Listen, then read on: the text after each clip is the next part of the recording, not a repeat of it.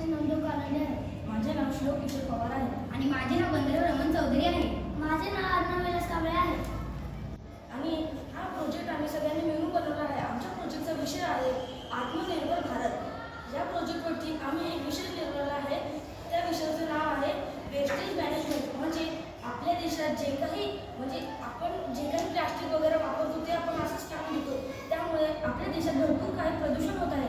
त्यामुळे आपण तो प्रदूषण टाळावा व भरपूर प्लास्टिकमुळे काही रोग होतात. तो आपण टाळावा म्हणून आपण प्लास्टिकचा वापर कमी केला पाहिजे. आणि हा प्रोजेक्ट बनवला आहे त्यामध्ये